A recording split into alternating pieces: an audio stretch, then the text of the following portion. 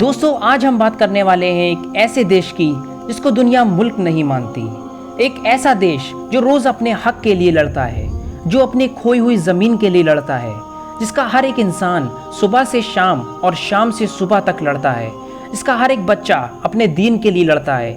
جی ہاں، یہ فلسطین ہے، دنیا کے 195 دیشوں میں ایک ایسا دیش یا ایک ایسی جگہ جس پہ رات دن ظلم ہوتا ہے، اس کے ہر ایک بچے کو، عورتوں کو مارا پیٹا جاتا ہے، لیکن آج پوری دنیا اس ظلم پہ خاموش ہے۔ کیوں؟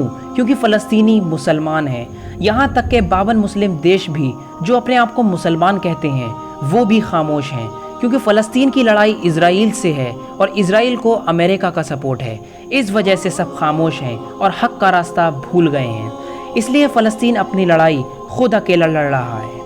حیرت کی بات یہ ہے، کربلا کے 72 شہید جنہوں نے ظلم سے لڑ کر اسلام کو بچایا، اس کے سامنے آج 52 مسلم دیش کم پڑ رہے ہیں۔ تو دوستو آج ہم انہی سب باتوں کے بارے میں آپ کو بتائیں گے کہ کیوں فلسطین پہ ظلم ہو رہا ہے، آخر کیا وجہ ہے کہ اسرائیل فلسطین کو مٹا دینا چاہتا ہے، کیا ان دونوں دیشوں کا اتہاس ہے۔ لیکن اس سے پہلے اگر آپ ہمارے چینل پہ نئے ہیں تو ہمارے چینل کو سبسکرائب ضرور کر لیں تاکہ اسی طرح کی ویڈیوز آپ کو ملتی رہیں۔ تو دوستو یہ جاننے کے لیے ہمیں ان دونوں دیشوں کا اتہاس جاننا ہوگا۔ دراصل 1920 تک فلسطین سلطنت عثمانیہ کا حصہ تھا اور آدھی دنیا اس سلطنت کے قبضے میں تھی۔ اس وقت فلسطین کی آبادی 6 لاکھ سے زیادہ تھی، جس میں 1914 میں 5 لاکھ سے زیادہ عرب اور یورپ سے آئے 65,000 یہودی رہتے تھے۔ لیکن فرسٹ ورلڈ وار کے دوران مسلمانوں کی یہ سلطنت کمزور ہونے لگی تھی۔ تبھی 1917 میں برٹین کے ودیش منتری آرتھر ویلفور نے یہودیوں سے فلسطین کو ان کا گھر بنانے کا وعدہ کیا اور کہا ہم ورلڈ وار کے بعد تمہیں وہاں بھیج دیں گے، اور اس کے ساتھ ساتھ عرب دیشوں کو برٹین نے بھروسہ دیا کہ وہ فلسطین کو آپ کو دے دیں گے اگر آپ سلطنت عثمانیہ کو توڑنے میں ہمارا ساتھ دیں۔ 1918 میں اس سلطنت سے چھین کر فرانس نے سیریا اور برٹین نے فلسطین اور جارڈن پہ حکومت کی۔ اس کے بعد 1920 سے 1936 تک قریب 3 لاکھ سے زیادہ یہودی فلسطین پہنچے۔ 1939 میں جب دوسرا ورلڈ وار ہوا تو اس دوران جگہ جگہ کے یہودیوں پر بہت ظلم ہو رہے تھے۔ ہٹلر نے 40 لاکھ سے زیادہ یہودیوں کو مروا دیا تھا۔ اسی ڈر کی وجہ سے لاکھوں کی تعداد میں یہودی فلسطین پہنچے اور ورلڈ وار کے بعد برٹش حکومت بھی ختم ہو گئی تھی۔ لیکن اس کے بعد لڑائی اتنی بڑھ گئی کہ 1947 میں UN نے یعنی یونائٹڈ نیشن نے فلسطین کو 2 حصوں میں بانٹ دیا کہ ایک حصے میں یہودی رہیں اور دوسرے حصے میں عرب مسلم۔ 15 مئی 1948 میں اسرائیل کو دیش کا درجہ ملا لیکن فلسطین کو نہیں۔ اس کے بعد ایجپٹ، عراق اور سیریا اور جارڈن نے اسرائیل پہ حملہ کرا، لیکن اسرائیل نے شکست دی اور جیت حاصل کی اور اپنی زمین میں اضافہ کرا، یعنی جو زمین UN نے اسرائیل کو دی تھی اس کے علاوہ انہوں نے دوسروں کی زمینوں پر قبضہ کرا۔ اس کے بعد قریب 7 لاکھ فلسطینی عرب ریفیوجی ہو گئے اور انہیں غزہ پٹی اور ویسٹ بینک میں پناہ ملی اور آدھا یروشلم شہر اسرائیل کے قبضے میں آ گیا۔ 1964 میں اسرائیل کے خلاف PLO بنا، یعنی فلسطین لبریشن آرگنائزیشن۔ 1967 میں اسرائیل نے عرب دیشوں پر دوسری بار حملہ کرا، اس کو فیمس 6 ڈے وار بھی کہتے ہیں، اور اس بار اسرائیل نے ویسٹ بینک اور غزہ دونوں پر اپنا قبضہ کر لیا۔ اس کے بعد عرب دیشوں نے یہ مان لیا کہ اسرائیل تو دیش بن چکا ہے۔ اس کے بعد فلسطینی مسلمانوں اور اسرائیل کے بیچ لڑائی شروع ہو گئی۔ فلسطین اس ویسٹ بینک اور غزہ کو واپس چاہتا تھا تاکہ وہ وہاں رہ سکیں۔ دوستوں اسرائیل نے 5 سالوں میں 22,000 ایکڑ فلسطینی زمین پر اپنا قبضہ کر لیا تھا۔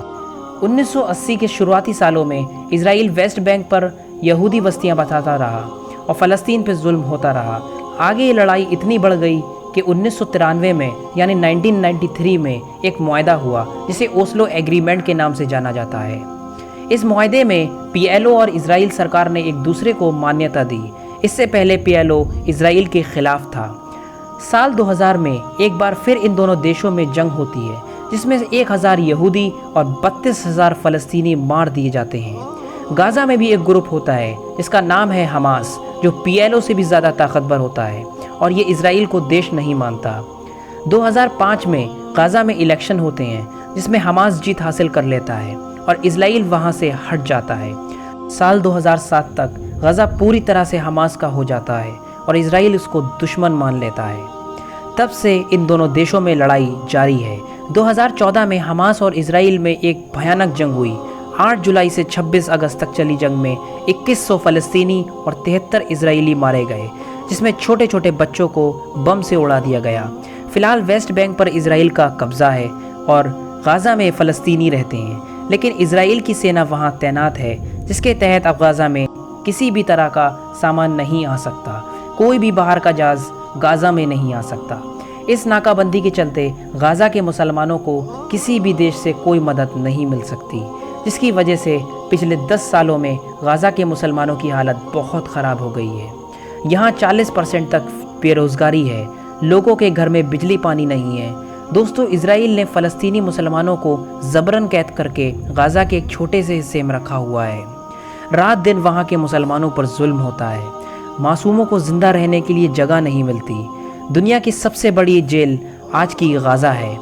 फ़लस्तीनियों का कोई देश नहीं है। दोस्तों, एक ज़माना था जब फ़लस्तीन में मुसलमानों की शान व शौकत थी, इज़्ज़त थी, लेकिन सल्तनत उस्मानिया के ख़ात्मे के बाद फ़लस्तीन भी एक तरह से ख़त्म हो गया।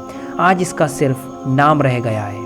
अब देखना यह है कि ये लड़ाई कब तक जारी रहती है, कब तक वहाँ के मुसलमानों पर जुल्म रहेगा और कब तक दुनिया इस पर चुप रहेगी। देखते हैं क्या होता है। जब तक के लिए अस्सलाम वालेकुम।